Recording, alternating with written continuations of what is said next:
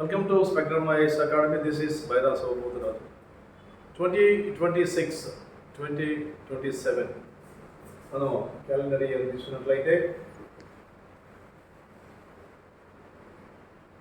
ఇటు ఏపీపీఎస్సీ నుంచి నోటిఫికేషన్స్ వచ్చేటువంటి అవకాశాలు ఉన్నాయి.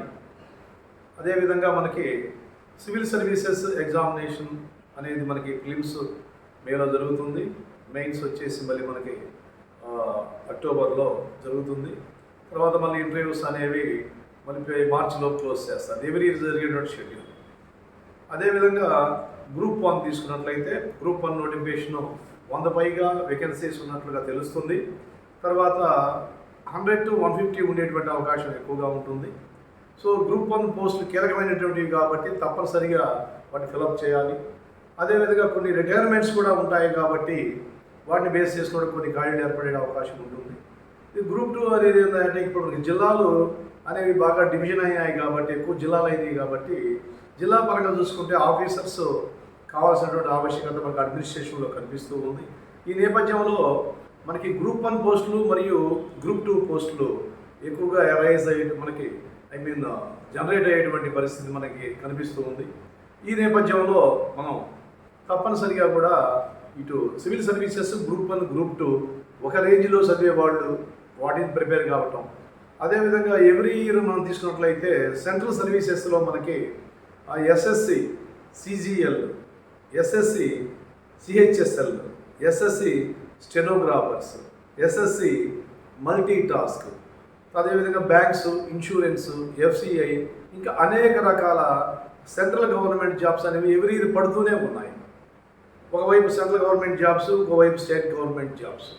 ఇలా చూసుకున్నట్లయితే ఇంకా స్టేట్ గవర్నమెంట్లో కింది స్థాయిలో చూసినట్లయితే సచివాలయాలు, గ్రూప్ 3, గ్రూప్ 4 ఇవన్నీ కూడా మనకి వచ్చేటువంటి అవకాశాలు కనిపిస్తున్నాయి. కాబట్టి నేను చెప్పేది ఏంటంటే ఈ మొత్తానికి కావాల్సినటువంటి ప్రిపరేషన్ ఏంటి మనం చూసినట్లయితే స్టేట్ సర్వీసెస్కి, సివిల్ సర్వీసెస్కి సపరేట్ అధ్యయనం ఉండాలి. సెంట్రల్ సర్వీసెస్కి సపరేట్ అధ్యయనం ఉండాలి.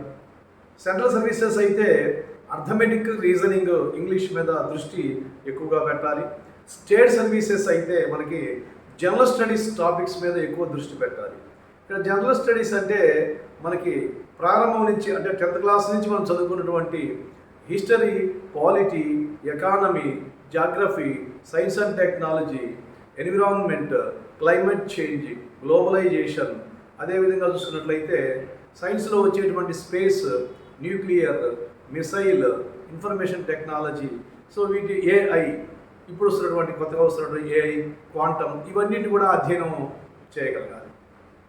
కరెంట్ అఫైర్స్ తీసుకున్నట్లయితే అంతర్జాతీయపరమైనటువంటి కరెంట్ అఫైర్స్ ఏమున్నాయి, జాతీయపరమైనటువంటి కరెంట్ అఫైర్స్ ఏమున్నాయి, రీజనల్ పరమైనటువంటి కరెంట్ అఫైర్స్ ఏమున్నాయి, వీటి పట్ల అధ్యయనం కొనసాగించాలి.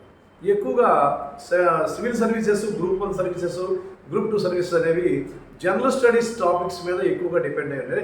90% టోటల్గా చూసుకుంటే మనకి జనరల్ స్టడీస్ సబ్జెక్ట్. అదేవిధంగా సెంట్రల్ సర్వీసెస్ చూసుకున్నట్లయితే మనకి ఇంగ్లీష్, అర్థమెటిక్, రీజనింగ్, జీకే అని చెప్పేసి అంటాం. జీకే అక్కడ ఒక భాగంగా మాత్రమే ఉంది. ఇక్కడ స్టేట్ సర్వీసెస్లో మనకి జనరల్ స్టడీస్ అనేది సంపూర్ణ భాగంగా ఉంది కాబట్టి విద్యార్థులు దీన్ని అర్థం చేసుకొని సెంట్రల్ సర్వీసెస్ ప్రిపేర్ అయ్యేవాడు central services, state services prepare అయ్యేవాడు స్టేట్ సర్వీసెస్, లేదా రెండింటినీ ఇంటిగ్రేటెడ్గా కూడా ప్రిపేర్ అవుతూ ఉంటారు. ఎవరైతే పై స్థాయి పోస్టులకి ప్రిపేర్ అవుతూ ఉంటారో క్రింది స్థాయిలో ఉద్యోగం వస్తుంది. ఎప్పుడైతే ఒక ఉద్యోగం వస్తుందో మనకి ఆర్థిక బలం ఏర్పడుతుంది. ఆర్థిక బలం ఏర్పడతా మళ్ళీ పై స్థాయి పోస్టులు కూడా సాధించవచ్చు. ఆ విధంగా సాధించిన వాళ్ళు చాలామంది ఉన్నారు. కాబట్టి నేను చెప్పేది ఏంటంటే 2026, 2027 ఈ యొక్క క్యాలెండర్ ఇయర్ని తీసుకొని మీరు ప్రిపరేషన్ స్టార్ట్ చేయగలరని చెప్పేసి నేను భావిస్తున్నాను.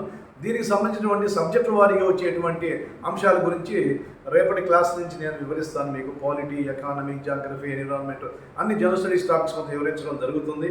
ఈ వీడియో క్లాసులు మీరు ఫాలో అయినట్లయితే కొంతవరకు ఏంటంటే మీకు సబ్జెక్ట్ మీద అవగాహన వస్తుంది. దీంతోపాటు మీరు ఓన్గా చదువుకోవాలి, సొంత నోట్స్ తయారు చేసుకోవాలి. I wish you all the best. Thank you very much.